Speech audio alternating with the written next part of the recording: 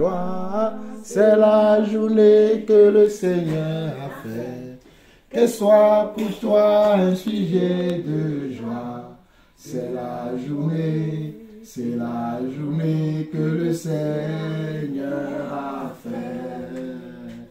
Oui, c'est la journée que le Seigneur a fait, que le Seigneur a fait.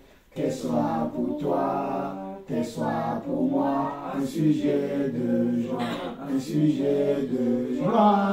c'est la journée que le Seigneur a fait. Qu'elle soit pour toi un sujet de joie, c'est la journée que le Seigneur a fait. Oui, c'est la journée que le Seigneur a fait, que le Seigneur a fait. Qu'elle soit pour toi, qu'elle soit pour moi, un sujet de joie, c'est la journée que le Seigneur a fait. Qu'elle soit pour nous un sujet de joie, c'est la journée que le Seigneur a fait. J'entrerai dans tes parvis avec des cris de joie. J'entrerai dans tes parvis avec louange. J'entrerai dans tes parvis avec des cris de joie. Je loue ton nom car tu me rends heureux. J'entrerai dans tes parvis avec des cris de joie. J'entrerai dans tes parvis avec louange. J'entrerai dans tes parvis avec des cris de joie. Je loue ton nom car tu nous rends heureux.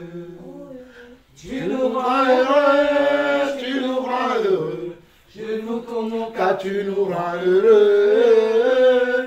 Tu nous rends heureux, tu nous rends heureux. Je loue Ton nom car tu nous rends heureux. Je loue ton nom, tu nous rends heureux.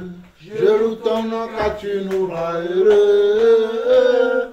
Tu nous rends heureux, tu nous rends heureux. Je loue ton nom car tu nous rends heureux. J'entrerai dans tes parvis avec des cris de joie. J'entrerai dans tes parvis avec louange. J'entrerai dans tes parvis avec des cris de joie. Je loue ton nom car tu nous rends heureux. Tu nous rends heureux, tu nous rends heureux. Je loue ton nom car tu nous rends heureux. Tu nous rends heureux, tu nous rends heureux. Je loue ton nom car tu nous rends heureux.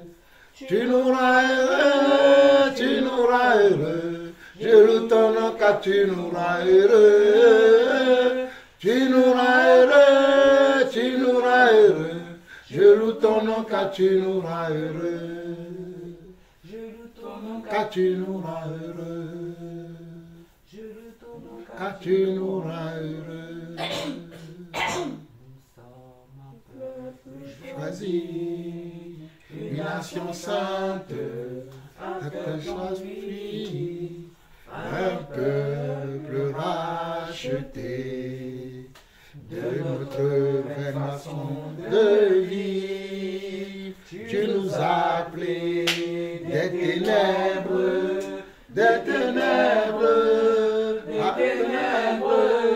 à son agréable lumière, son agréable lumière.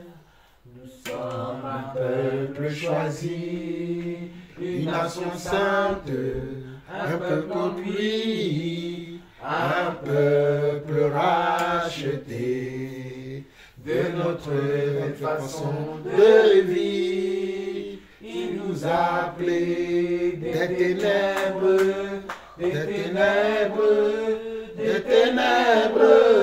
à son agréable lumière, à son admirable lumière, son admirable lumière, à son admirable lumière. Je chanterai de Tout cœur les merveilles de de mon papa Yahweh. Il m'a ôté des ténèbres, il m'a délivré de tout péché. Je chanterai de tout cœur les merveilles de mon papa Yahweh. Il m'a ôté des ténèbres, il m'a délivré de tout péché. Mon papa est fidèle, il ne m'abandonne jamais. Je n'ai plus rien à craindre, car Yahweh m'a libéré. Mon papa est fidèle, il ne m'abandonne jamais. Je n'ai plus rien à craindre, car Yahweh m'a libéré. Je suis dans la joie, une joie immense. Je suis dans l'allégresse, car Yahweh m'a libéré. Je suis dans la joie, une joie qui envahit mon cœur. Je suis dans l'émotion, car Yahweh m'a libéré. Je chanterai de tout cœur les merveilles de mon papa Yahweh. Il m'a ôté des ténèbres, il m'a délivré de tout péché. Je chanterai de tout cœur les merveilles de mon papa Yahweh. Il m'a ôté des ténèbres, il m'a délivré de tout péché. Mon papa est fidèle, il ne m'abandonne jamais. Je n'ai plus rien à craindre, car Yahweh m'a libéré. Mon papa est fidèle, il ne m'abandonne jamais. Je n'ai plus rien à craindre, car Yahweh m'a libéré. Je suis dans la joie, une joie immense. Je suis dans l'émotion, car Yahweh m'a libéré. Je suis dans la joie, une joie qui envahit mon cœur. Je suis dans l'émotion, car Yahweh m'a libéré.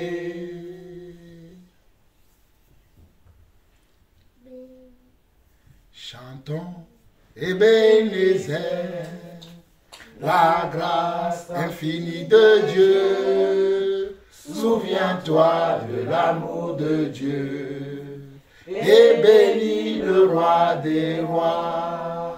Chantons Ebenezer, la grâce infinie de Dieu. Souviens-toi de l'amour de Dieu et bénis le roi des rois. Ebenezer, la grâce infinie de Dieu. Souviens-toi de l'amour de Dieu et bénis le roi des rois. Ebenezer, la grâce infinie de Dieu. Souviens-toi de l'amour de Dieu et bénis le roi des rois.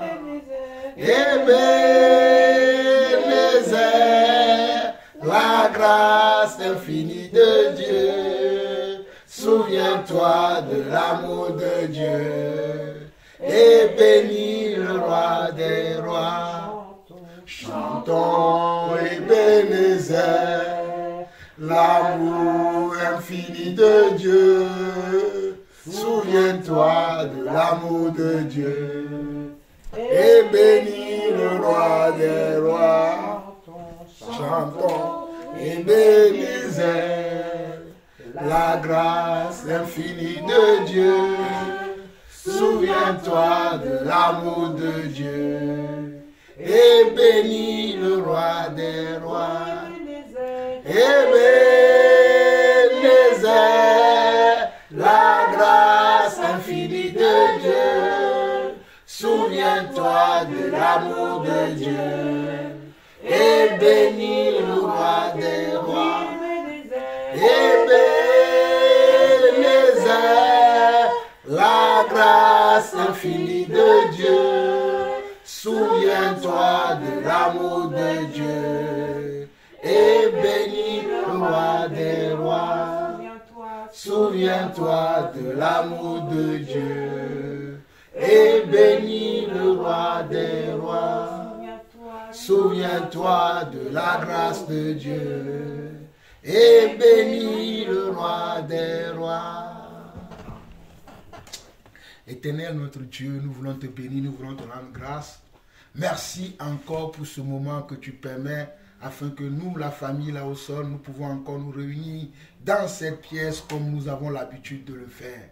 Mais papa, avant toute chose, nous nous souvenons de la grâce que tu nous as fait, de l'amour que tu nous as donné, du sacrifice que tu as fait à la croix de Golgotha, afin que nous devenions, Seigneur Dieu, des enfants de Dieu, afin que nous devenions des princes et des princesses dans ton royaume, papa. C'est toi qui nous as rachetés, c'est toi qui as payé le prix, c'est toi qui as payé le rançon, afin de sauver chacun d'entre nous, hommes et femmes, petits et grands, adultes et enfants. Seigneur, tu as payé un grand prix pour nous racheter des ténèbres, pour nous ramener des ténèbres à ton agréable lumière, afin de nous remplir de ton Saint-Esprit, afin de nous remplir de ton amour, afin de nous remplir de ta grâce, afin de faire de nous des riches, papa, des pauvres que nous étions. Tu nous rends riches, Seigneur Dieu, riches en esprit, papa, afin que nous puissions porter des fruits pour toi, et surtout des bons fruits, Seigneur. Merci, Seigneur Dieu,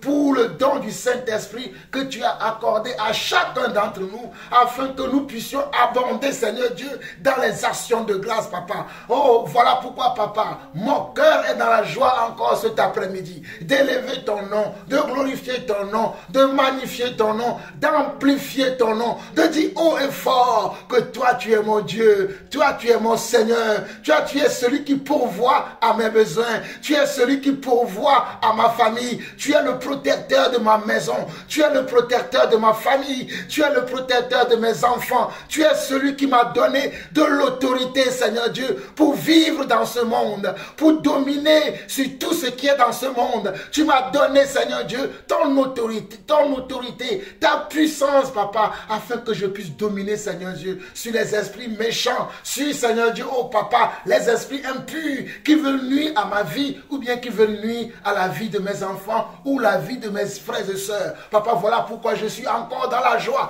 de glorifier ce nom, ce puissant nom qui est le nom de Jésus. Oh, alléluia.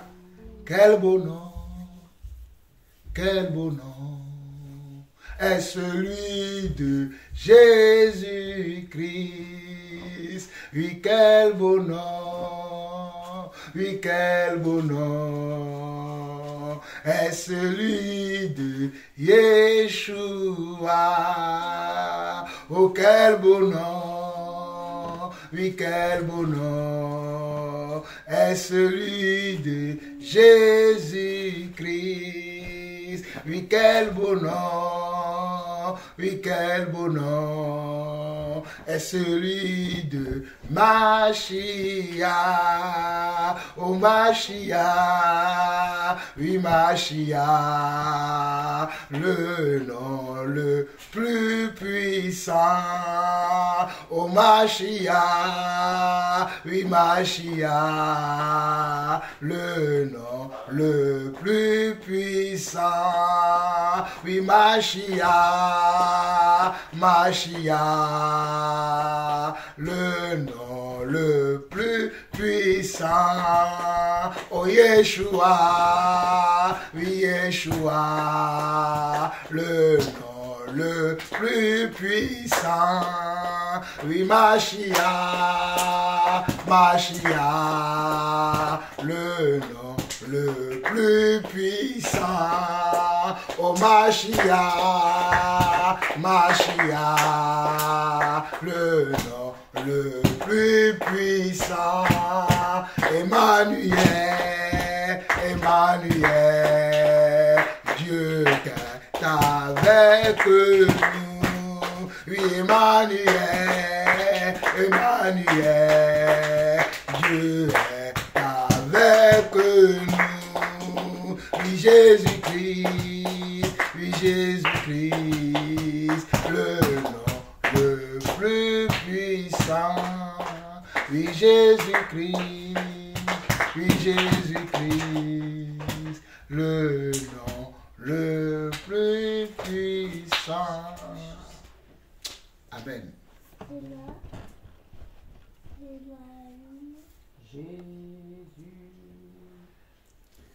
Le plus beau nom, merveilleux sauveur, Seigneur de gloire, Emmanuel, Dieu est avec nous, source de joie, parole de vie. Jésus, c'est le plus beau nom, merveilleux sauveur, Seigneur de gloire, Emmanuel, Dieu est avec nous, source de gloire, parole de vie.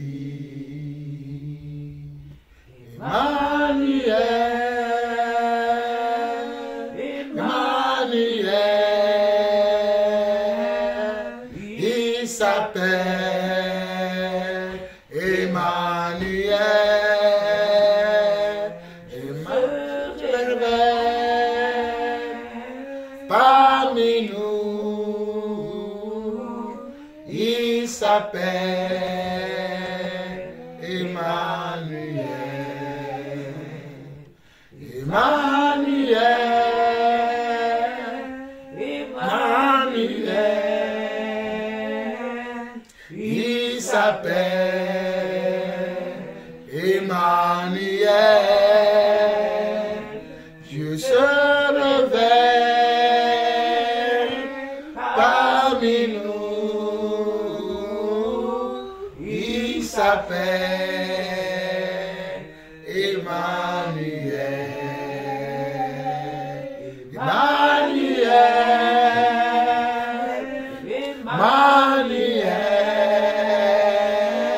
il s'appelle Emmanuel, oui Emmanuel, parmi nous, il s'appelle Emmanuel. Il s'appelle Emmanuel.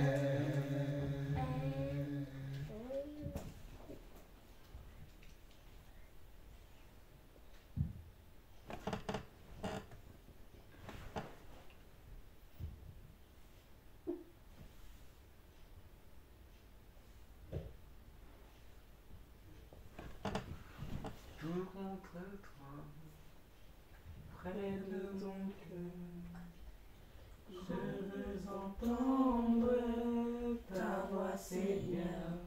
Tu seras toujours là.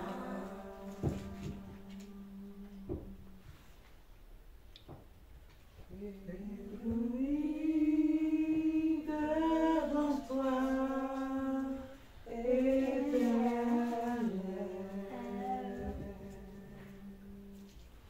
ébahi par l'amour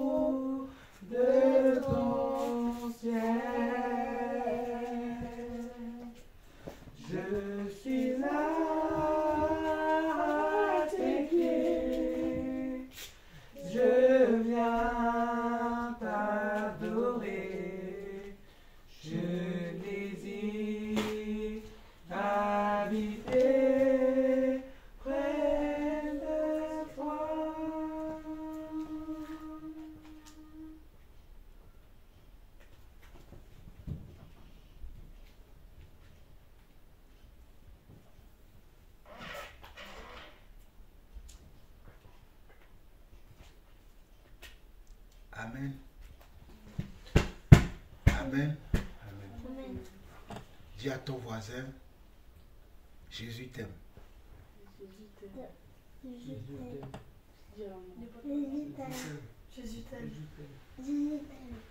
Maintenant, dis à ton voisin, est-ce que toi aussi tu l'aimes? Est-ce que toi aussi tu l'aimes? Mais attendez la réponse. Sarah, est-ce que toi aussi tu l'aimes?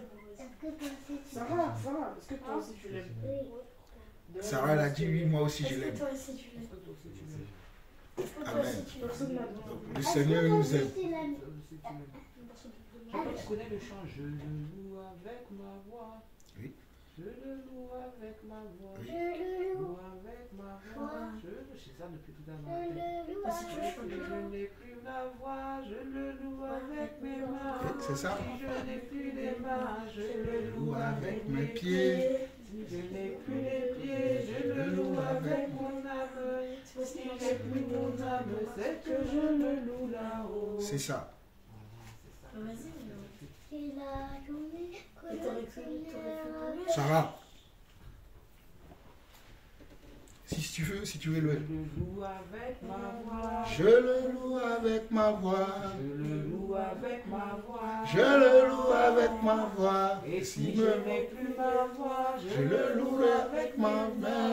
Et si je n'ai plus des mains, Je le louerai avec mes pieds. Et si je n'ai plus des pieds, Je le louerai avec mon âme. Si je n'ai plus de âme, c'est que Je le loue là-haut. loue avec ma voix. Je le loue avec ma voix. Je le loue avec ma voix. Je le loue avec ma voix. Et si je n'ai plus de voix, Je le louerai avec mes mains. si je n'ai plus de mains, Je le loue avec mes pieds. je n'ai plus de pieds, Je le loue avec mon âme.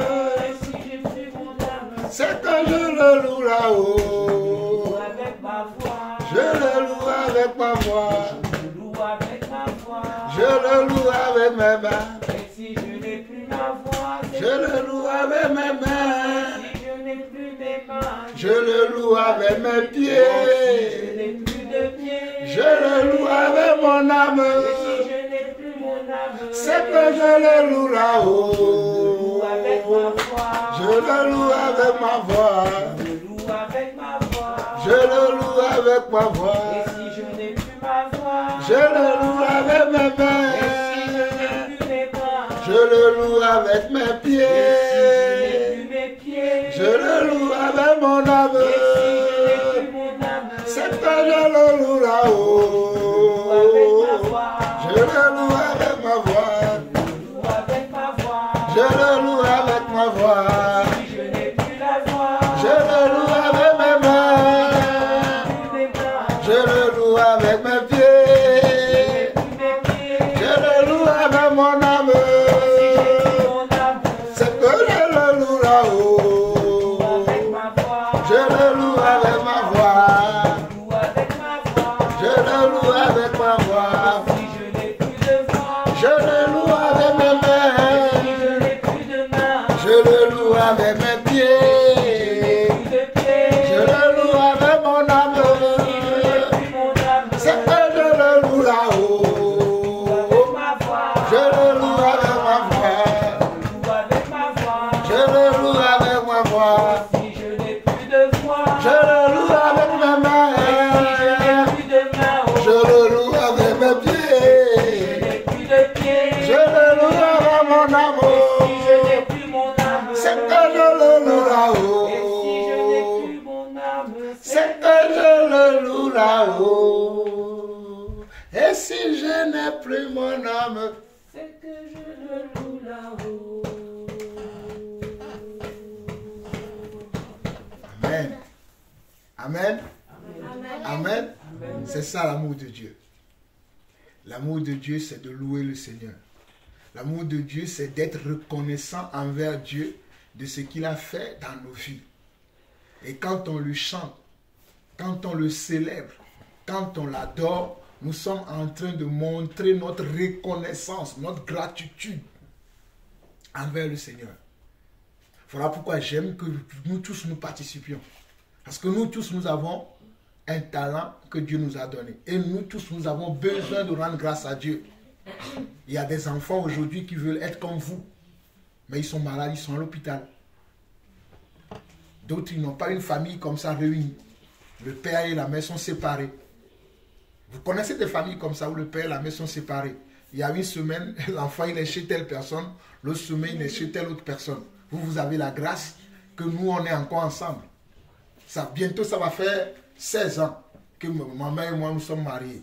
La semaine prochaine, même pas mercredi, je crois mercredi ou jeudi, ça va faire 16 ans qu'on est mariés, mais ça fait 18 ans que je connais maman.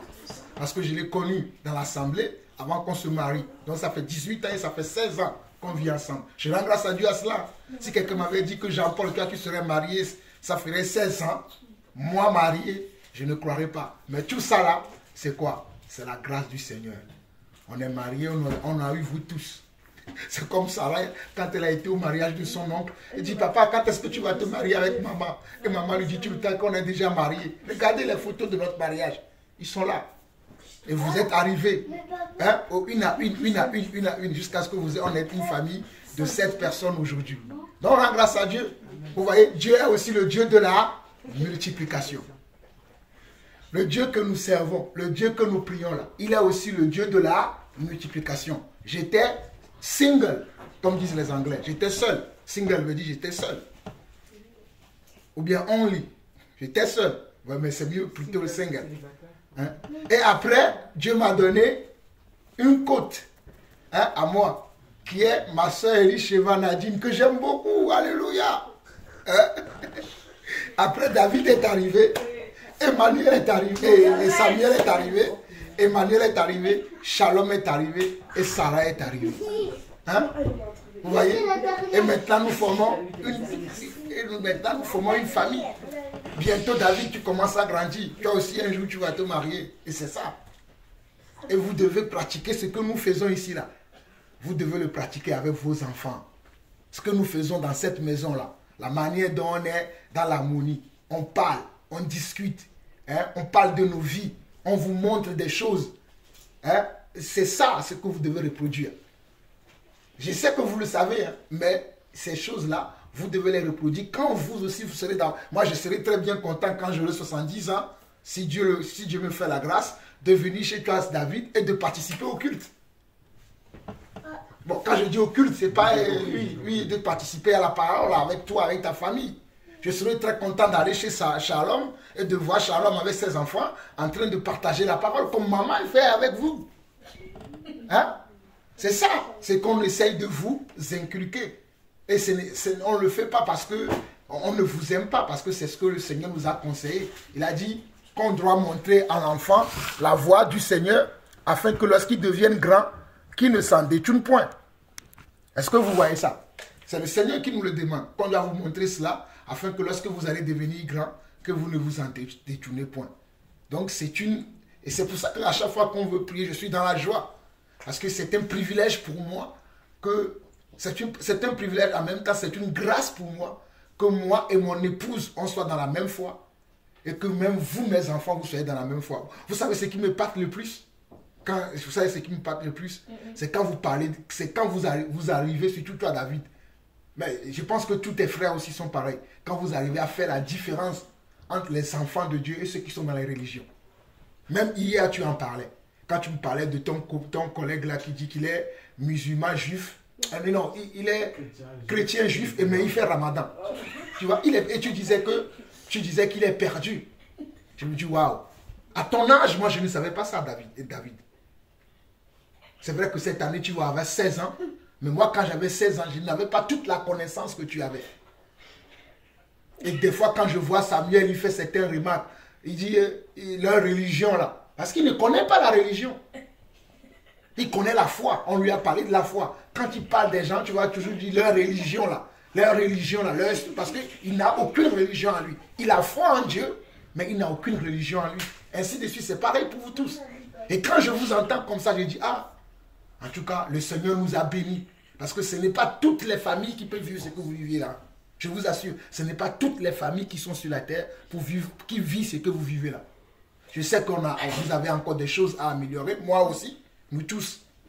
Mais au moins, quand je vous entends parler, je me dis, ah, pourvu que ça dure jusqu'à la fin. C'est mon rêve, mon souhait, tout le temps, c'est ça. Pourvu que ça dure jusqu'à la venue du Seigneur. Et que vous donnez vraiment vos vies, vous consacrez vraiment vos vies pour servir le Seigneur. C'est la meilleure des choses. Franchement, servir le Seigneur, je vous assure mes enfants, c'est la meilleure des choses. Servir le Seigneur. Waouh. C'est... Quand tu es serviteur de Dieu, servant de Dieu, c'est la meilleure, c'est le travail le plus noble dans ce monde. C'est l'appel le plus noble dans ce monde pour moi. Après, vous allez dire, papa, il dit ça parce qu'il est serviteur de Dieu. Mais je vous assure, c'est la vérité. Même quand on revenait hier de ton match David, quand tu t'énervais, je dis, bah, regarde, voilà. Si tu sais qui tu es réellement, tu ne vas pas t'énerver pour ce qui se passait. Parce que tu es différent de toutes ces personnes-là. Tu es un fils de Dieu au milieu des païens. Et le païen t'envoie une parole, la parole te touche, tu rentres, tu pleures. Quel enfant de Dieu ça? Joseph pleurait-il?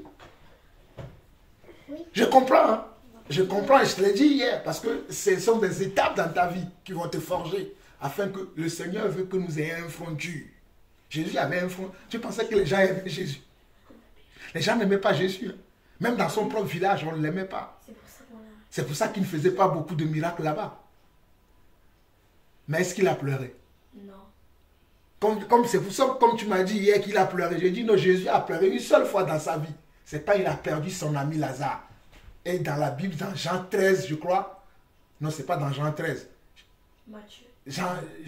Sinon, c'est un passage de Jean 11, je crois, où Jésus a pleuré. Il y a deux versets, Jean 11, verset 66-62, si je ne me trompe pas, où on dit Jésus pleura. C'est le seul passage où tu vas voir, Jésus a manifesté, mais c'est l'amour qu'il avait pour Lazare. Mais après, il a ressuscité.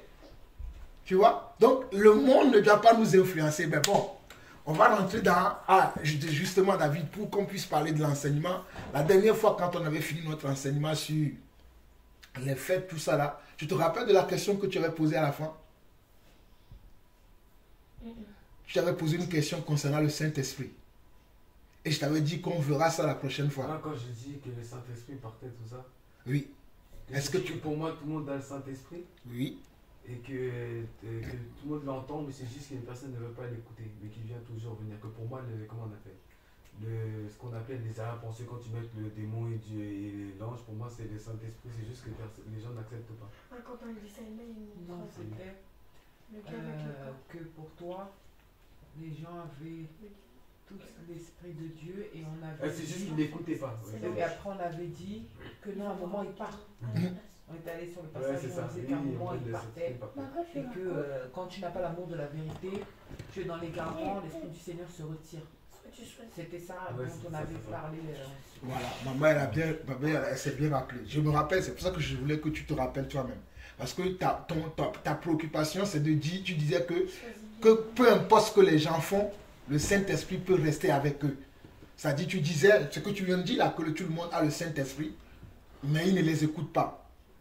Mais on avait aussi dit que quand les gens n'écoutent pas le Saint-Esprit, ils n'obéissent pas au Saint-Esprit, le Saint-Esprit quitte leur vie. C'est comme si toi qui veux être sportif, si tu n'écoutes pas ton coach, est-ce que ton coach va te garder dans son équipe? Non. Voilà. Dieu aussi est pareil. Quand on n'écoute pas l'Esprit, l'Esprit quitte notre vie après. Parce que l'Esprit vient dans notre vie pour... Dieu ne nous donne pas le Saint-Esprit juste pour que je puisse dire, j'ai le Saint-Esprit. Ou comme j'entends souvent les gens me dire, le Saint-Esprit m'a dit, le Saint-Esprit m'a dit, le Saint-Esprit m'a dit. Mais quand tu vois la vie de la personne, tu dis, mais c'est quel Saint-Esprit qui lui parle?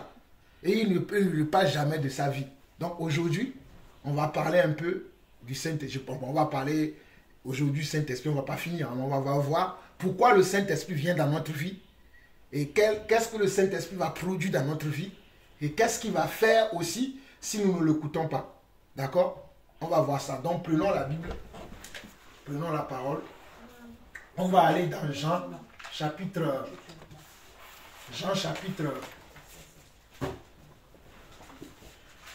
15 déjà. Jean chapitre 15 verset 5.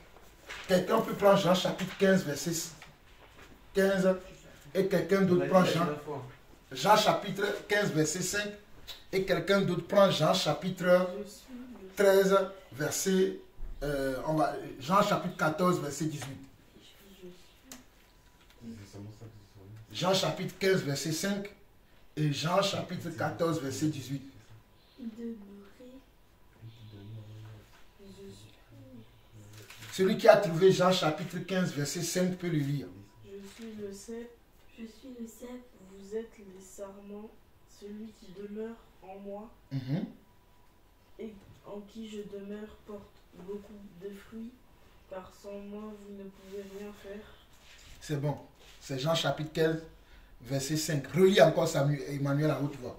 Je suis le cep, vous êtes les sarments, celui qui demeure en moi et en qui je demeure porte beaucoup de fruits, car sans moi vous ne pouvez rien faire. Ok. Est-ce que vous avez compris déjà ce verset? Oui. Ouais. Je suis le cep et vous êtes les sarments, veut dire je suis la racine. Et vous, vous êtes quoi? Vous êtes les branches. Donc, les branches ne peuvent pas porter de fruits s'ils ne sont pas attachés à la racine. Voilà pourquoi il dit je suis le cep et vous êtes les sarments. Le cep veut dire c'est moi la racine nourricière. Quand on plante un arbre, d'abord on prend quoi? Une graine. Et quand la graine va pousser, elle va avoir quoi? Elle va avoir une racine. Et c'est la racine qui va aller au fond de la terre pour chercher les minéraux dont la plante a besoin pour grandir et pour porter du fruit. Donc, les branches qui vont pousser, qui ne vont pas vouloir s'attacher à la racine, mais qui vont vouloir vivre de eux-mêmes leur vie, ils vont faire quoi? Ils vont mourir. Parce que la racine ne va plus les nourrir. Voilà pourquoi Jésus dit, sans moi, vous ne pouvez rien faire. Bon, celui qui a trouvé Jean 14, verset 18 aussi, on le lit. Si quelqu'un. Non, Jean 14, verset 18. Je ne vous laisserai pas orphelin. Je viendrai à vous. Encore un peu de Non, temps. Jean 14, verset 15 et 18 plutôt. Lisez simplement ce que j'ai dit. N'allez pas plus loin. Jean 14, verset 18 dit, je ne vous laisserai pas orphelin, je viendrai à vous. Donc, ne nous sentons pas seuls. Le Saint-Esprit est là avec nous. Parce qu'il ne veut pas nous laisser orphelins. Il ne veut pas nous laisser dans la solitude. Dieu ne veut pas nous laisser dans la solitude. Comme hier, David, tu dis, je suis seul. Je te disais que tu n'es pas seul. Je sais que je te choquais quand je disais ça. Je sais que c'était trop fort pour toi. Quand je disais, tu dis que tous tes coéquipiers t'ont abandonné et tout ça là. C'est vrai qu'ils t'ont abandonné. Mais Dieu est avec toi. C'est pour ça que je te dis, qu'est-ce que tu as, quand on a présenté Jésus devant les sacrificateurs. Les gens ont abandonné Jésus, ils ont pris Barabbas. Et Barabbas, oui, c'est Barabbas qui s'appelle. Hein? Mais Jésus ne s'est pas dit, ah, ils m'ont abandonné, ils ont choisi le... Non. Il était confiant. Parce qu'il sait que quoi? Il n'est pas seul. Jésus disait tout le temps que quoi? Le Père est avec moi. C'est de la même manière que le Saint-Esprit est avec nous. Pourquoi le Saint-Esprit est avec nous? Le Saint-Esprit. Hein? Pour ne pas nous laisser seuls. Il est là pour ne pas nous laisser seuls, mais il est là pour nous consoler. Le Saint-Esprit, on l'appelle l'esprit de consolation. Il est le consolateur, il est le paraclet. Il est là aussi pour nous dire quoi? La vérité. Voilà pourquoi on dit que le Saint-Esprit est l'esprit de vérité. Donc le Saint-Esprit est également là pour nous dire la vérité. Il est une vraie personne. Il pense, il parle, il touche et il bouge. Le Saint-Esprit parle, il bouge. Tu dis, ah bon, peut-être c'est parce que je suis dans cette équipe, je vais aller dans... Tu as un problème avec, avec le rejet. Tu penses que parce que tu vas quitter telle équipe, tu vas aller dans l'autre équipe, tu auras encore des gens qui vont ne pas t'aimer dans l'autre équipe. Tu vois ce que je veux dire? Donc, c'est toi qui dois être fort pour lutter contre l'esprit de rejet. On a rejeté Jésus. Mais est-ce que ça a empêché Jésus de faire la volonté de Dieu? Non. Tu passais son temps tous les jours à faire la volonté de Dieu. Mais pourtant, les gens l'ont rejeté. Donc, il est aussi là pour nous aider. Et il est aussi là pour nous amener à là où nous devons être. Donc, le Saint-Esprit est une personne. Donc, on doit apprendre à l'écouter. On doit apprendre à lui faire confiance. C'est un consolateur. Jean 15, verset 26. Que quelqu'un me lit ça. Jean 15, verset 26. Jean 15, verset 26. Quand sera venu le consolateur, je vous enverrai de la part du Père l'esprit de vérité qui vient du Père. Il rendra témoignage de moi. Amen. Relis plus fort, Emmanuel. Quand sera venu le consolateur, que je vous enverrai de la part du Père, l'esprit de vérité qui vient du Père, il rendra témoignage de moi. Amen. Donc, le Seigneur nous envoie le Saint-Esprit pour toutes les raisons que nous avons citées précédemment, mais pour une chose encore, parce qu'il rend témoignage de ce qu'il est dans notre vie. Il rend témoignage de sa personnalité dans notre vie. Il rend témoignage de son pouvoir, de ses capacités, de ses fruits dans notre vie. Donc nous n'avons pas le droit de laisser le monde nous intimider, le monde nous refroidir, le monde nous rend malade, parce que c'est ce que le monde essaye de faire. Mais nous devons savoir en qui nous avons cru. C'est pour ça que je dis que nous ne devons pas oublier que le Saint-Esprit est une personne. Il parle. Il a des sentiments. Il a des émotions. Il est parfois attristé. On va le voir à la fin, le dernier verset qu'on va lire aujourd'hui, qui est Éphésiens 4, 30. Éphésiens 4, 30, on voit que le Saint-Esprit s'attriste. Mais déjà avant d'arriver à Éphésiens 4, le Saint-Esprit, c'est une personne qui parle, qui pense, qui dit des choses. Et il dit des choses qui sont vraies. Est-ce que vous êtes sûr que le Saint-Esprit dit des choses qui sont vraies? Oui. Lisons un passage dans Apocalypse chapitre 2. Apocalypse chapitre 2. Même déjà Apocalypse chapitre 1.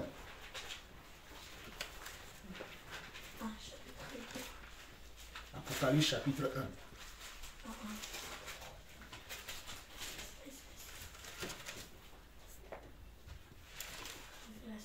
Apocalypse chapitre 1, verset 3.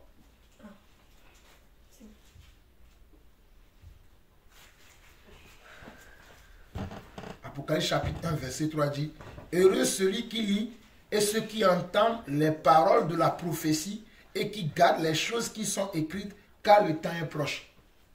Je veux simplement que vous sachiez que le fait que nous connaissons la parole de Dieu, déjà c'est un plus que nous avons que les gens n'ont pas. Parce que nous avons la parole. Certains n'ont pas la parole. Et dans ce passage d'Apocalypse chapitre 1, si on va plus loin, tu vas voir que le Seigneur veut toujours nous rassurer. Il veut toujours nous montrer des choses cachées. Parce que dans Apocalypse 1, verset 10, tu vas voir: je fus saisi par l'Esprit au jour du Seigneur. Je fus saisi. C'est-à-dire le Saint-Esprit vient, il me saisit. David, regarde l'action. Je fais quoi là? J'ai saisi Emmanuel. Tu saisis la personne. Le Saint-Esprit peut te prendre ici, David, et t'amener à un endroit où tu ne t'attendais pas. Voilà pourquoi je te dis, ne fais pas confiance. Les gens peuvent te négliger. Mais quand le Saint-Esprit va décider que toi, je vais t'élever là, il va te prendre là où tu es. Il va t'amener dans un endroit, les gens vont dire, mais c'est le petit là qu'on méprisait ici là qui est devenu ceci. C'est pour ça, je t'explique pourquoi des fois, quand je dis certaines choses, c'est fort pour toi. Mais moi, je dois te faire de toi un homme, un serviteur de Dieu. Un homme qui a le front dur. C'est pour ça que des fois, je te dis des choses qui sont dures. Je sais que des fois, ce n'est pas à ton niveau. Mais je veux que tu comprennes ces choses-là. Pour ne pas être la balayure des gens, que les gens te disent des choses, tu viens chez toi, tu veux te tuer. Il y a des gens, non, je ne dis pas que tu vas te tuer. Mais il y a des gens qui vivent ta situation là, ils se tuent. Je vois beaucoup d'adolescents aujourd'hui qui se tuent. Tu vois ce que je veux dire?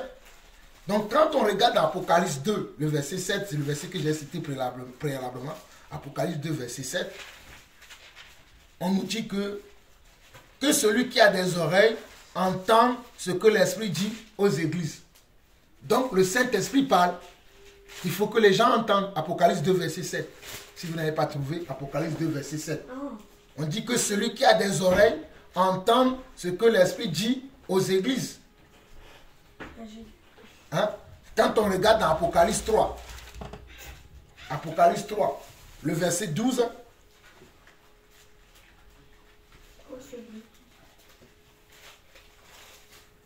Apocalypse 3, le verset 12, on dit, celui qui vaincra, je ferai de lui une colonne dans le temple de mon Dieu, et il n'en sortira plus. J'écrirai sur lui le nom de mon Dieu et le nom de la ville de mon Dieu, de la nouvelle Jérusalem, qui descend du ciel d'auprès de mon Dieu et mon nom nouveau. Que celui qui a, verset 13, Apocalypse 12, Apocalypse 3, verset 12 et 13, on va lire. C'est-à-dire, j'ai lu le verset 12 d'abord, et après le verset 13, il dit quelque chose. Mais regardez ce que l'Esprit a dit d'abord au verset 12, avant de dire verset 13. On dit que celui qui vaincra, vaincre veut dire quoi? Tu as fait un combat, tu as fait une lutte contre qui? Une lutte contre les esprits qui sont dans les gens qui veulent nous dissuader, qui veulent nous décourager, qui veulent nous faire comprendre que nous n'arriverons pas, que nous ne servirons à rien, que nous ne sommes bons à rien, mais sauf que c'est faux. Est-ce que tu vois ce que je veux dire? Donc on nous dit que celui qui vaincra, je ferai de lui une colonne dans le temple de mon Dieu et il n'en sortira plus. J'écrirai sur lui le nom de mon Dieu et le nom de la ville de mon Dieu et le nom de la ville et le nom de mon Dieu, de la nouvelle Jérusalem qui descend du ciel d'auprès de mon Dieu et mon nom nouveau. Verset 13. Que celui qui a des oreilles entende ce que l'Esprit dit aux églises. C'est un message que Dieu envoie à nous qui font partie des églises. Parce que quand on dit l'église, c'est aussi la communauté des gens. C'est-à-dire la communauté des gens qui croient. Quand la Bible parle d'église, c'est aussi la communauté des gens qui croient, qui vivent dans une assemblée, qui vivent dans une communauté où ils sont plusieurs dans cette communauté-là. Mais quand le Saint-Esprit vient, il parle, il nous convainc. Voilà pourquoi on voit qu'il parle, on doit l'entendre. C'est une personne. Ce n'est pas un sentiment comme ça.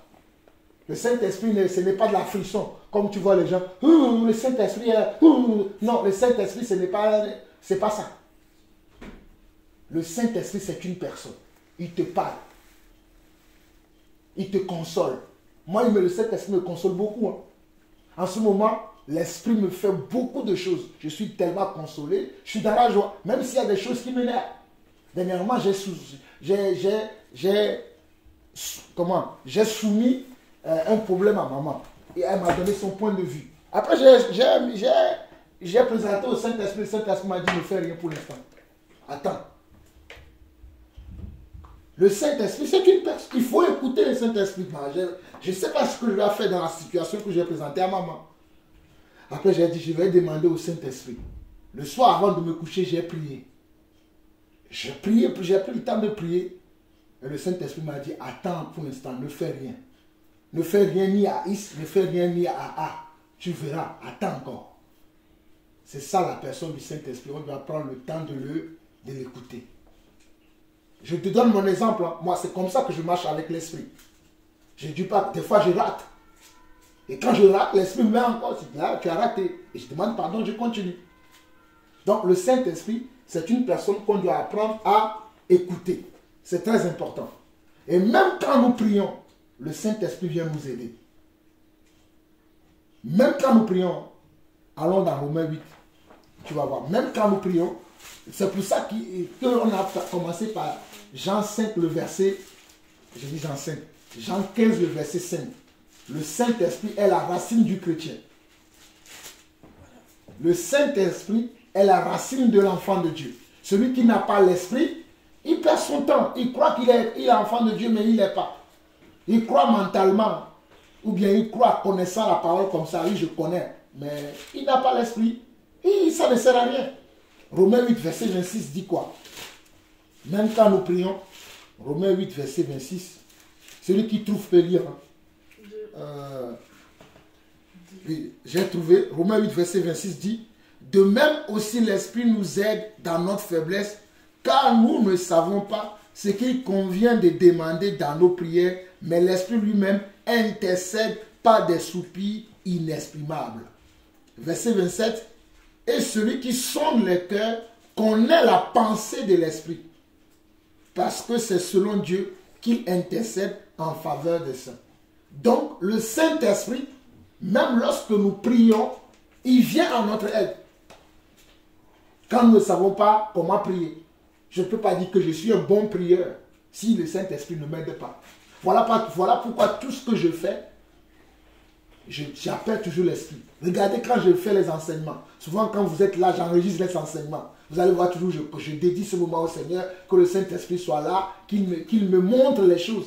Et c'est lui qui le fait. Des fois, j'écris des versets à utiliser pendant mon enseignement. Pendant que je suis en train de faire l'enseignement, le verset que j'ai noté là, il m'envoie sur d'autres passages. C'est le Saint-Esprit qui fait ça.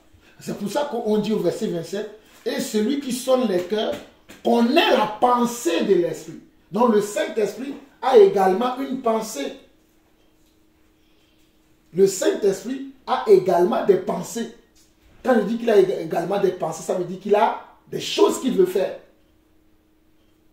Et qui doit le suivre?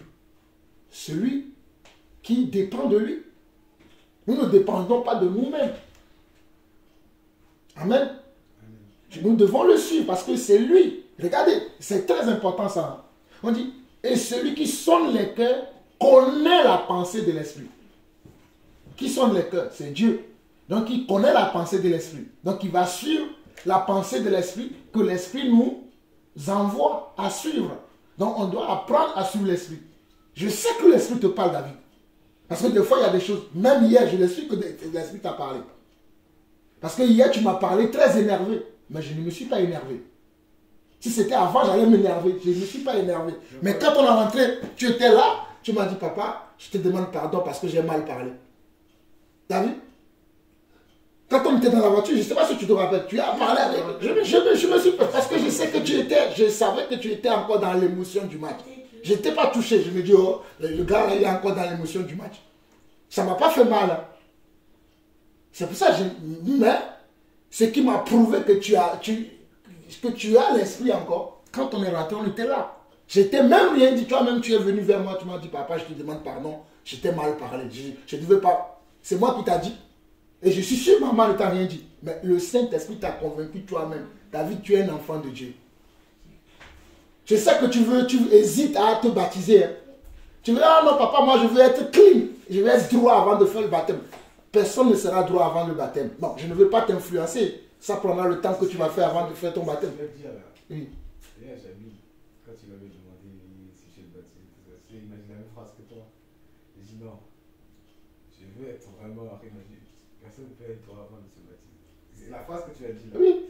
Il m'a dit exactement la même chose. Mais comme tu viens de dire là, je le dis parce que c'était exactement la même phrase. Pour ça que je... Parce qu'après le baptême, c'est là où l'Esprit va encore te conduire à devenir parfait. C'est l'Esprit qui nous rend parfait. Moi, ce que je suis aujourd'hui, je ne le suis pas avant. Tu peux demander à maman. Je change tout le temps. Parce que l'Esprit fait un travail. Et même maman aussi. Hein. Nous changeons tout le temps parce que l'Esprit fait un travail en nous. Tout le temps, il change notre comportement, notre manière de parler, notre façon de faire. On grandit avec l'Esprit.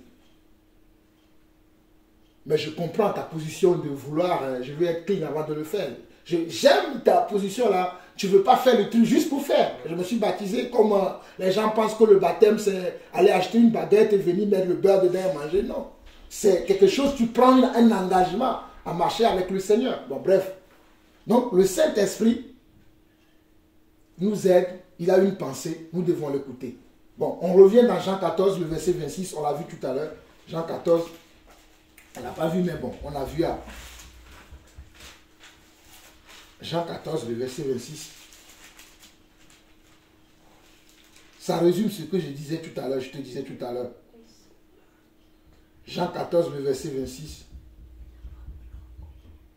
Il dit quoi? Mais le consolateur, l'Esprit Saint, que le Père enverra en mon nom, vous enseignera toutes choses et vous rappellera tout ce que je vous ai dit. Mais le consolateur, l'Esprit quand il vient, il te console. Mais son rôle, ce n'est pas juste la consolation. C'est aussi quoi? T'enseigner ce que Jésus t'a déjà enseigné. Jésus t'avait déjà enseigné, si je peux prendre l'exemple d'hier, Jésus t'avait déjà enseigné que tu dois honorer ton père et ta mère. Merci Charlotte. Tu dois honorer ton père et ta mère. Mais hier, tu as manqué d'honneur. Je t'ai rien dit. Mais puisque tu es enfant de Dieu, l'Esprit lui-même est venu te dire, ah mon ami, ce que tu as fait là, c'est pas bien. C'est pas moi. Personne ne t'a dit ça. C'est ça qui prouve que tu es enfant de Dieu. Parce que quand l'Esprit te parle et tu obéis, David t'a obéi. Je t'explique parce que la question que tu as posée à l'enseignement là, c'est une question très importante à David. Si tu n'aurais pas obéi, il va encore utiliser un autre moyen pour te dire, tu ne dois pas demander pardon. Il nous parle tout le temps.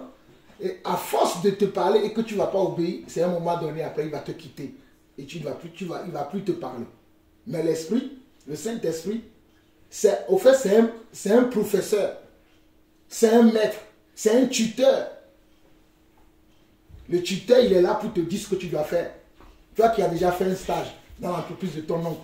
Quand tu es allé dans l'entreprise de ton oncle, il y avait un tuteur qui te montrait, c'est comme ça que tu dois faire telle chose, c'est comme ça que tu dois faire telle chose.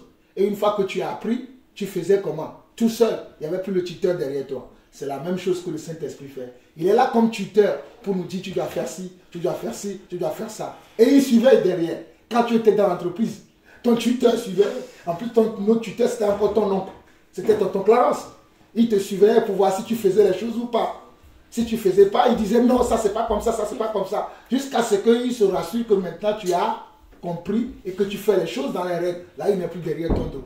C'est la même chose avec le Saint-Esprit. Le Saint-Esprit n'est pas là pour nous tyranniser, pour nous faire peur, pour nous gronder tout le temps. Oh, non. Il va parler que s'il veut t'envoyer dans une certaine direction, s'il veut te diriger quelque part, s'il veut te montrer quelque chose. Jean 15, verset... Voyons Jean 15 ici. Verset 26. Jean 15, verset 26. Jean 15, on l'a lu tout à l'heure, mais on le relit. Jean 15, verset 26. Aussi dit la même chose comme le verset 16. Il dit, quand sera venu le consolateur que je vous enverrai de la part du Père, l'Esprit de vérité qui vient du Père, il rendra témoignage de moi. Ce que je veux que tu comprennes ici, le Saint-Esprit est un esprit de vérité. Il te dit la chose que tu dois entendre. Maintenant, si tu bouches l'oreille, tu fais le magouillard. Je n'ai pas entendu. Bon, je dis le magouillard parce que quand j'étais à l'école primaire, il y avait dans notre livre de lecture, je ne sais plus comment ça s'appelle, le livre de lecture, là, un magouillard que tu voyais là, une branche dans ses oreilles. Et souvent, quand on n'écoute pas, notre maître disait tout. Tu es comme le magouillard là qui a une branche dans ses oreilles qui n'entend pas. On te parle, tu n'écoutes pas. Bon, c'est pour ça que je dis souvent ça. Hein? Donc, le Saint-Esprit, c'est lui qui te dit la vérité. Il te dit la chose telle qu'elle est. Il peut te dire, tu n'aimes pas ton mari. Tu peux beau dire, oui, j'aime mon mari. Mais il va continuer. Moi, je te dis que tu n'aimes pas ton mari. Si tu aimes ton mari, il va te montrer les actions concrètes que tu fais. Il va dire, tu es méchant. Oh, ben moi je ne suis pas méchant. Il va te montrer les actions concrètes que tu fais pour que tu abandonnes ces choses-là. Voilà pourquoi le Saint-Esprit, c'est lui le maître de notre vie. C'est lui le tuteur, le professeur, l'enseignant que nous devons écouter. Regardons Acte 16, je dis Acte 16, Jean 16, le verset 13 aussi. Jean 16, le verset 13. Jean 16, le verset 13.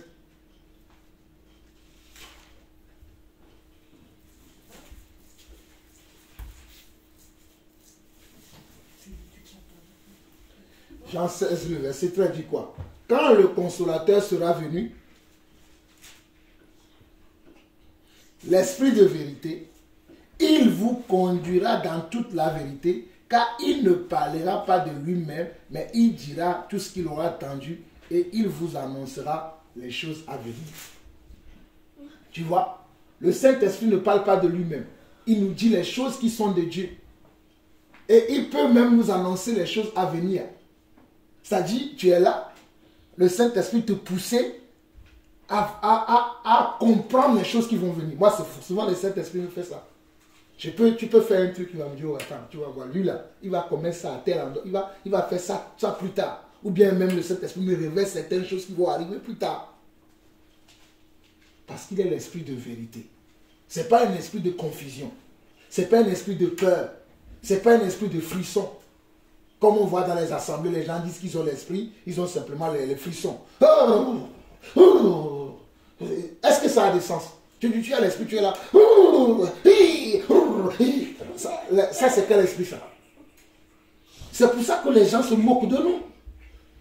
C'est pour ça que les païens se moquent de nous. Parce que l'Esprit Saint, quand je dis ça souvent, il y a certains frères qui sont choqués. Ils pensent que je me moque des gens. Ce n'est pas que la moquerie. Mais quand je vois ça, je me dis, mais c'est quel Saint-Esprit vous avez? Et au lieu d'être sensé, vous êtes là à faire des choses débiles. Vous êtes dans la débilité, vous dites que vous avez le Saint-Esprit. Et je dis aux gens que non, ce n'est pas l'esprit que les apôtres avaient. Parce que quand je lis la Bible, on ne voit pas les apôtres dans cet état-là. Mais pourquoi on voit les gens aujourd'hui? Donc ce n'est pas le même Saint-Esprit.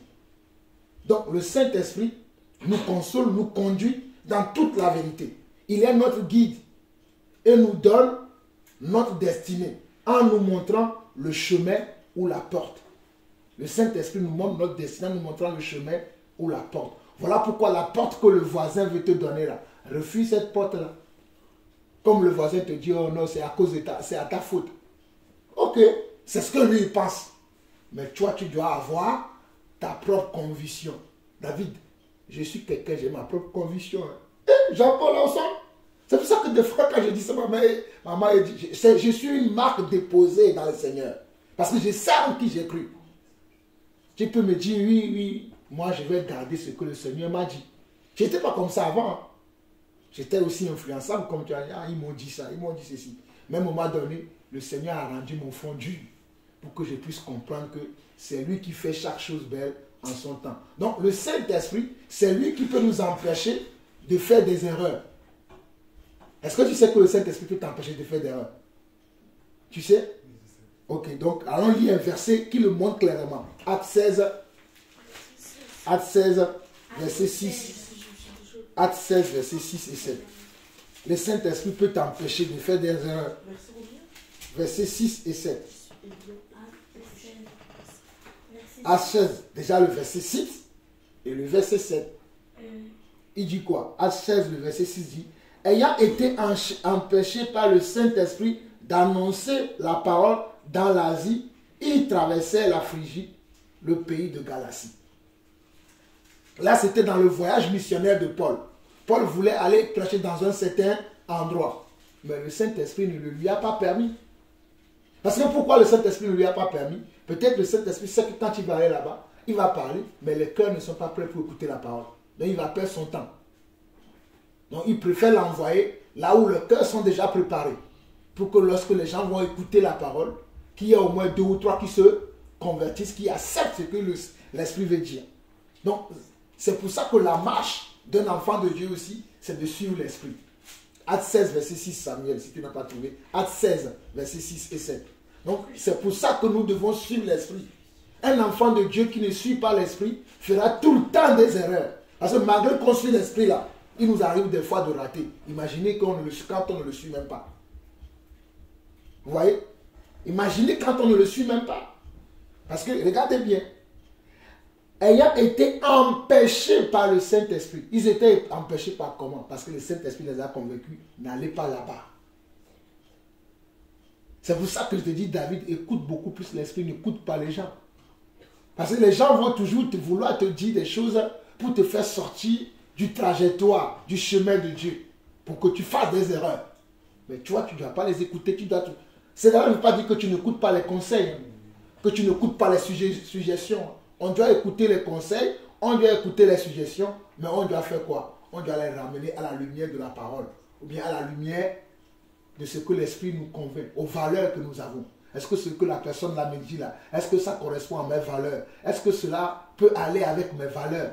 Si ça ne va pas avec tes valeurs, tu n'acceptes pas. Donc le verset 7 dit également, arrivé près de la Mysie, il se disposait à entrer en Bithynie, mais l'Esprit de Jésus ne le leur permis pas.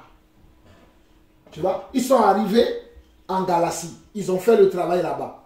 C'est pour ça qu'il y a le livre de Galates. Hein. C'est comme ça que Paul a converti les Galates. Mais après, à savoir finir en Galatie, ils voulaient aller en Myssie et en Bithynie. Mais on dit quoi?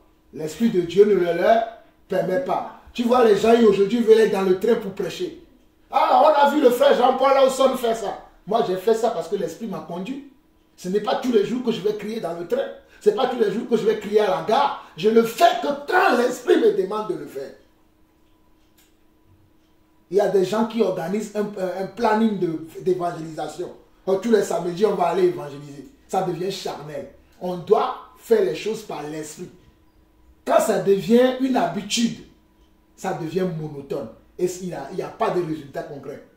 Mais quand c'est Dieu qui t'envoie, tu peux aller évangéliser une seule fois dans l'année. Hein. Mais une seule fois dans l'année, là, tu vas attirer des gens à Dieu.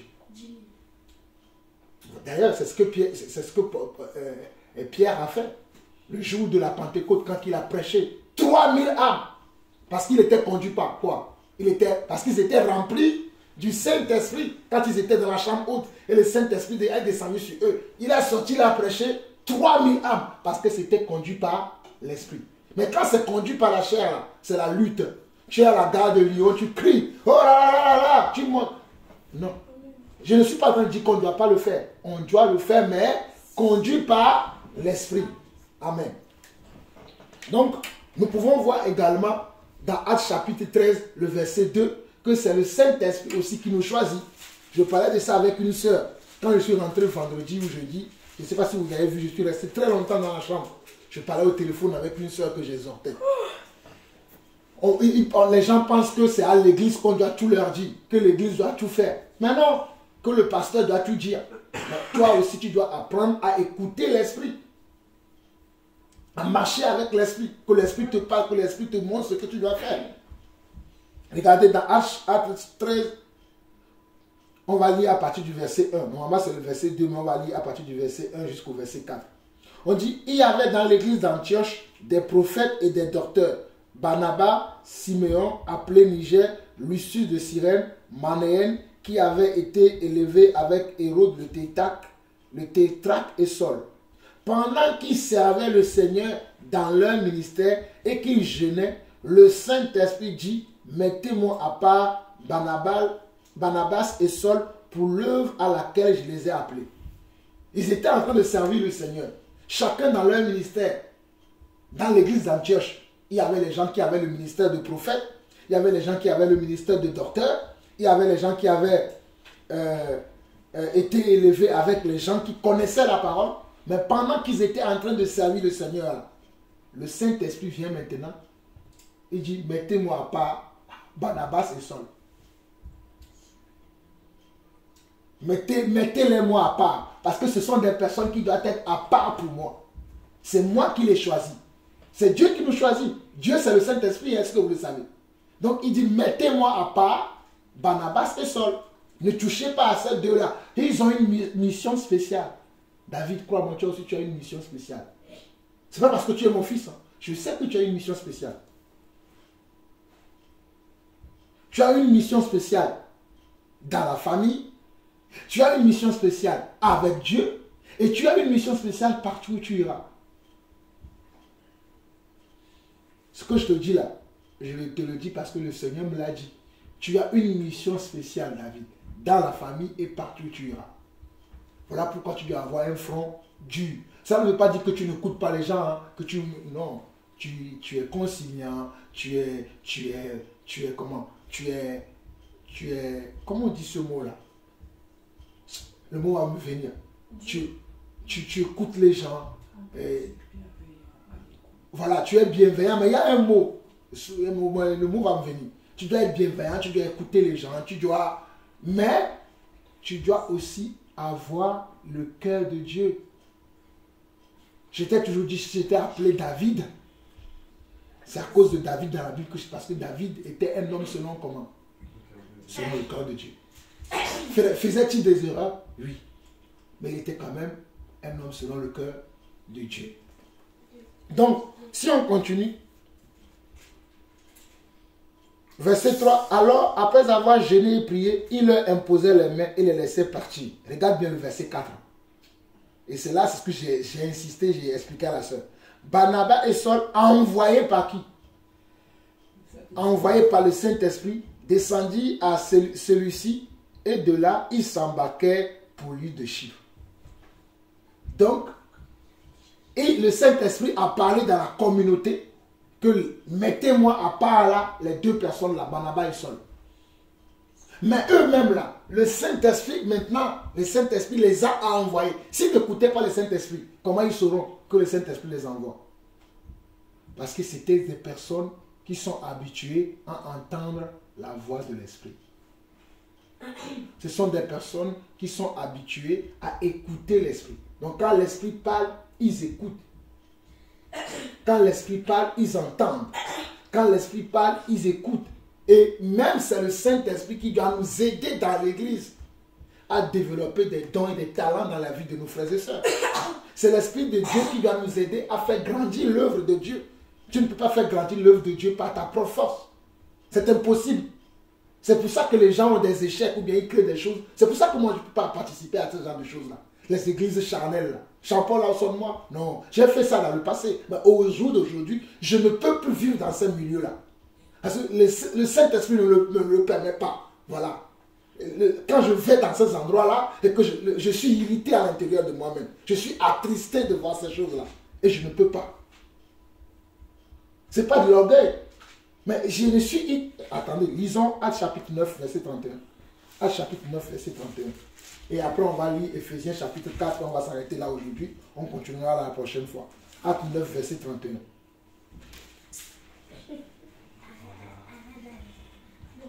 Acte 9, verset 31 dit quoi?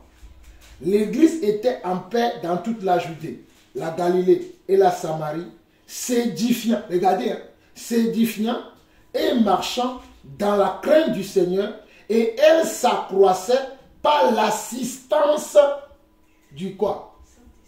C'était l'assistance d'un homme? C'était l'assistance d'une femme? Non. C'était l'assistance d'un ministère? Non.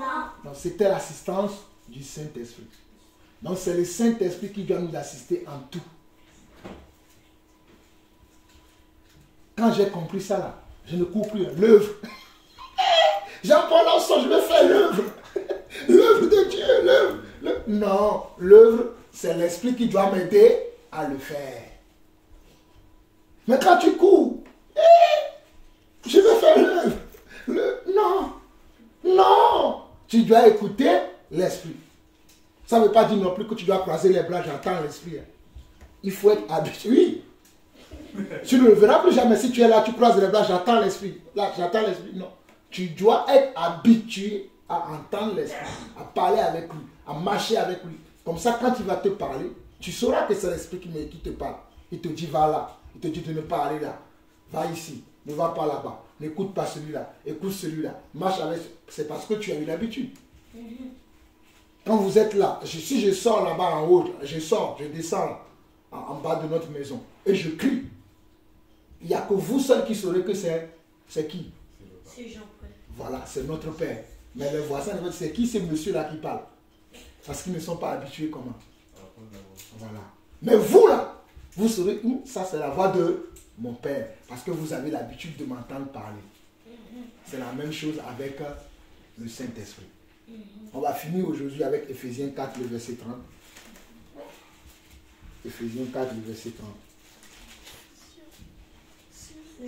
Ephésiens, c'est après, c'est dans le Nouveau Testament, c'est après Galates, je crois.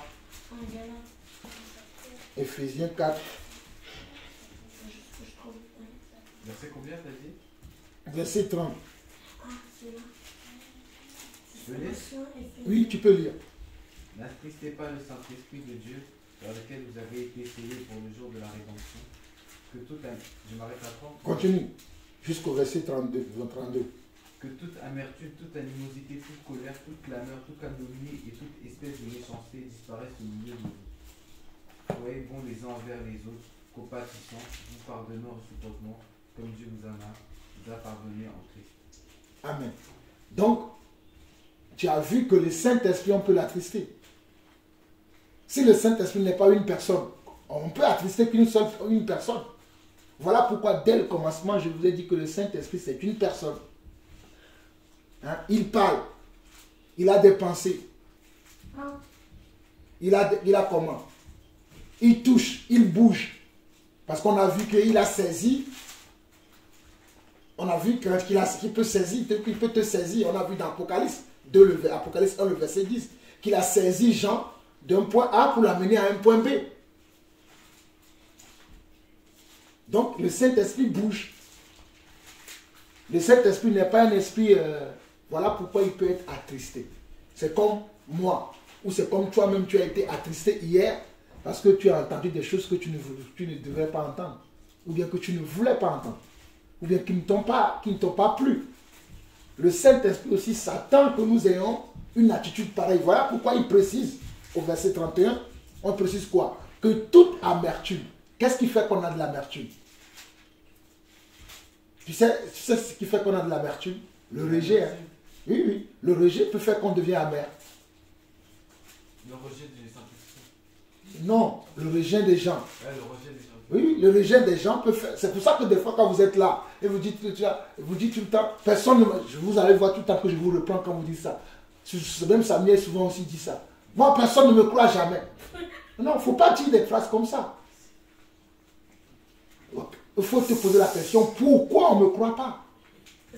Si tu as l'habitude de mentir, même le jour où tu vas dire la vérité, on ne va pas te croire. Parce que tu es un menteur, on va dire celui, parce que tu as l'habitude de mentir. C'est un exemple, je ne dis pas que tu es menteur, Samuel. C'est un exemple que je donne. Mais je dis que je te donne pour comprendre comment ça vient. Si tu as l'habitude de mentir, le jour où tu vas dire la vérité, on va dire, oh, c'est la vérité que tu dis. Hein. Mais quand on te connaît en tant que menteur, oh, laissez celui-là, il parle. Tu vois? Donc l'amertume, c'est quelque chose qui va naître en fonction de ce que tu vis, ce que tu reçois. Les gens deviennent amers parce qu'ils ont été rejetés. Parce qu'ils ont eu un manque d'amour. Les gens ne l'ont pas considéré. Les gens ne les ont pas aimés. Donc ça crée de l'amertume envers eux. Ils deviennent amers et tout ce qu'ils vont faire, c'est... Je vous arrive à celui qui a subi, il a souffert du rejet et de l'amertume, il va reproduire la même chose. Lui aussi, il ne va pas aimer les gens. Il va aussi aimer comme ça. Parce que c'est ce qu'il a subi. Mais si il a le Saint-Esprit, lui, il sera différent. Bon, il dit toute animosité. Vous voyez? C'est pour ça que des fois, quand vous vous parlez mal, je vous refuse. Il dit toute animosité. Toute colère. Il y a plusieurs formes de colère. On dit toute colère. Toute colère. Ne soyez pas colérique. La colère dérange. Et David, tu dois maîtriser ça. J'étais comme toi avant. Parce que toi et moi, on a le même esprit. Hein. Je me vois en toi quand des fois, il dit, ah, le gars là, il faut que je le prévienne. Ça m'a fait du tort, ça. Là où moi, j'ai reçu la délivrance totale de ça, là. Je me rappelle, j'étais encore dans ma formation à Tembo. J'avais une colère et un jour, une directrice m'a dit, non, tu ne peux pas être comme ça, monsieur Lawson. En plus, on te connaît, on sait que tu n'es pas comme ça. Mais c'est la colère. C'est comme ça que le diable nous trompe. Il veut nous mettre, il veut nous oppresser. C'est l'oppression. Il veut nous oppresser avec des choses comme ça. Hein? Toute colère, toute espèce de méchanceté disparaît du milieu. Tu vois? Il y a plusieurs formes de méchanceté. Hein? C'est pour ça qu'on a dit toute espèce. Le fait de mal parler de tes frères et sœurs, de parler de tes copains, de se moquer. Hein? Les gens qui aiment se moquer aujourd'hui, la moquerie, c'est ça qui fait la une des médias. Quelqu'un qui se moque des gens, les gens vont le filmer, il va avoir 1 million de vues. Comme Shalom vient de dire, on va mettre sur TikTok ou sur Facebook ou sur ces trucs-là, les gens vont regarder, ils vont rigoler. Mais c'est la moquerie. Est-ce que c'est bien ça? Non. Mais non. Voilà, ça ne vient pas de Dieu. Voilà pourquoi nous sommes dans le monde, mais nous ne sommes pas du monde. Voilà les choses qui attristent le Saint-Esprit. Tu es enfant de Dieu, tu es aussi sur TikTok, en train de regarder cette vidéo-là, et de rigoler. Tu auras les mêmes conséquences que Dieu a prévues pour cette personne-là. Ben oui. Verset 32, on dit, soyez bons les uns envers les autres, compatissants, vous pardonnant réciproquement, comme Dieu vous a pardonné en Christ. Vous avez vu? Il y a encore beaucoup de choses, mais on va s'arrêter là aujourd'hui. Mais c'est là le verset clé. On ne doit pas attrister le Saint-Esprit. on ne doit pas attrister le Saint-Esprit. Parce que quand on l'attriste, il part. On peut lire ça déjà. Comme ça, vous avez déjà ça en tête. Psaume 51. Psaume 51.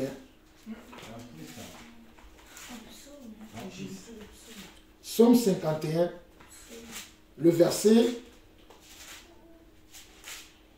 Attends, je vais te dire exactement le verset. Le verset 12 au verset 14. Psaume 51, le verset 12 au verset 14. J'aime le psaume 51. Oh, alléluia. Psaume 51, on va lire déjà le verset 4 qui dit: lave-moi complètement de mon iniquité et purifie-moi de mon péché. Tu sais qui a écrit ce psaume, hein? C'est David qui l'a écrit. Après avoir péché, après avoir fait quoi? Voilà, après avoir fait le péché avec Bethsabée. On continue. Il dit: lave-moi complètement de mon iniquité et purifie-moi de mon péché. Verset 8, il dit: mais tu veux que la vérité soit au fond du cœur. Le Seigneur veut que la vérité soit où? Au fond du cœur. Fais donc pénétrer la sagesse au-dedans de moi. Fais donc pénétrer quoi? La sagesse au-dedans de moi.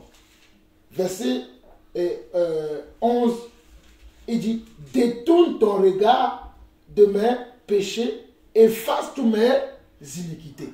Il est en train de faire quoi? De se repentir devant le trône de Dieu. Et regarde les paroles qui sortent de sa bouche. Il a reconnu son état. Il demande pardon.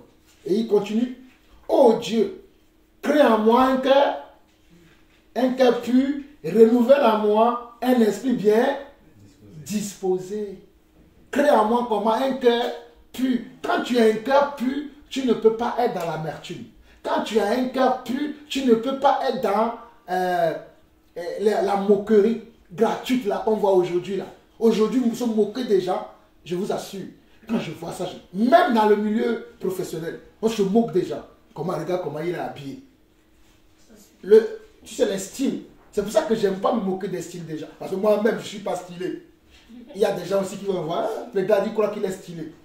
Mais laissez les gens vivre leur vie. Oh, regardez les chaussures, j'aime pas tes baskets, c'est toi qui les as portées. C'est lui qui l'a porté à son pied. J'aime pas ces chaussures. Vous voyez comment on va loin? Non, c'est des choses simples de la vie, hein, mais on doit arrêter ça. Il dit: oh Dieu, crée en moi un cœur pur, renouvelle en moi un esprit bien disposé. Regardez verset 13. Ne me rejette pas loin de ta face. Ne me retire pas ton Saint-Esprit. Rends-moi la joie de ton... Donc, si David a écrit « Ne me retire pas ton Saint-Esprit », ça veut dire que le Saint-Esprit peut être retirable. Voilà pourquoi David dit « Ne me le retire pas ». Parce que David sait que si on lui retire le Saint-Esprit, voilà, il est perdu. Amen. On va s'arrêter là aujourd'hui. On va finir par... Moi, j'aime la chanson là. Ça, c'est une cantique. Ma soeur, tu peux me conduire avec la chanson là. Crée en moi un cœur pur. Renouvelle en moi ton Saint-Esprit.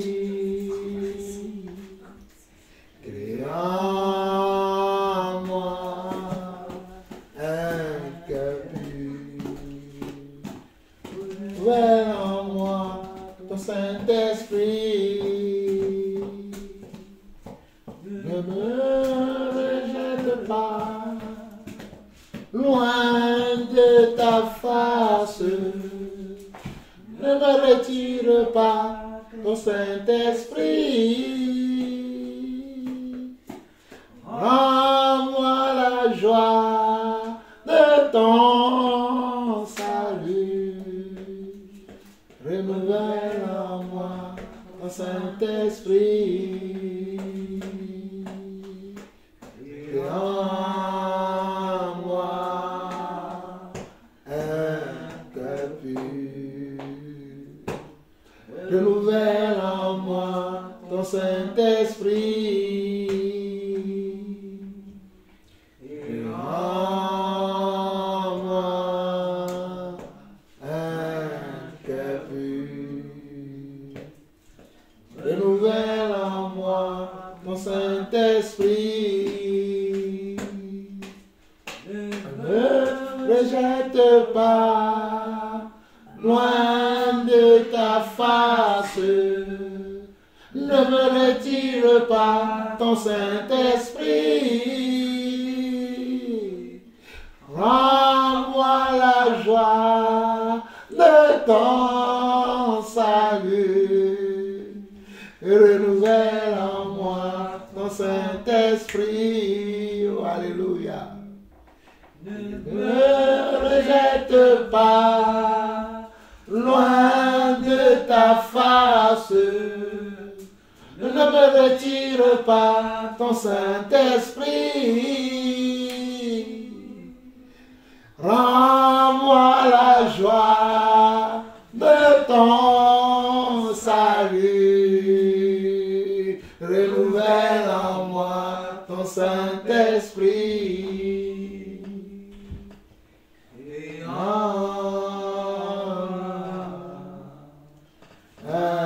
cœur pur. Renouvelle en moi ton Saint-Esprit.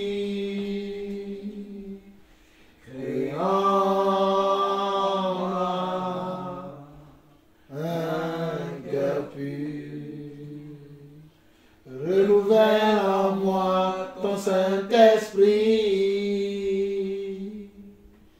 Ne me rejette pas loin de ta face. Ne me retire pas ton Saint-Esprit.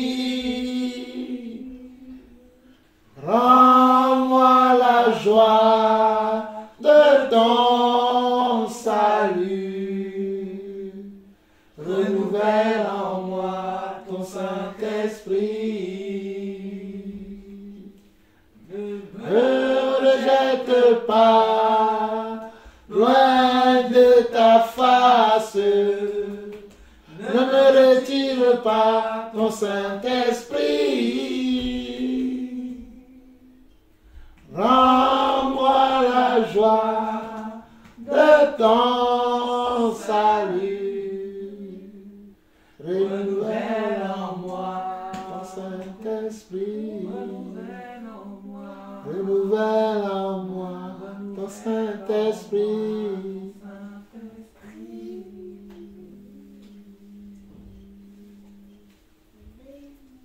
Alléluia, amen. Quelqu'un veut faire une prière de fin? David fait la prière de fin.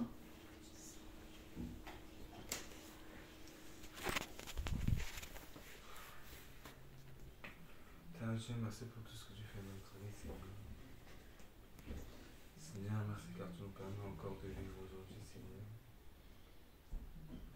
Seigneur, merci car tu nous permets d'avoir en toi sur notre tête de manger à notre faim, Seigneur. Merci, Seigneur, pour ce moment que nous venons de passer aujourd'hui, Seigneur. Seigneur, merci car tu nous permets à tous ici de ressentir le Saint-Esprit, Seigneur, et de nous entendre nous aider, Seigneur. Seigneur, merci car tu nous aides chaque jour à nous améliorer, Seigneur. Seigneur, merci de m'avoir aidé hier, Seigneur. Seigneur, merci de nous avoir aidés d'ailleurs depuis que nous sommes nés, Seigneur, merci. Car sans toi, nous ne sommes pas arrivés où nous sommes aujourd'hui, Seigneur. Seigneur, continue de nous aider dans notre vie, Seigneur. Continue de nous aider à nous améliorer, Seigneur, à évoluer, à mieux comprendre ta parole, Seigneur. Pour Jésus, amen. Amen. Amen. Soyez bénis.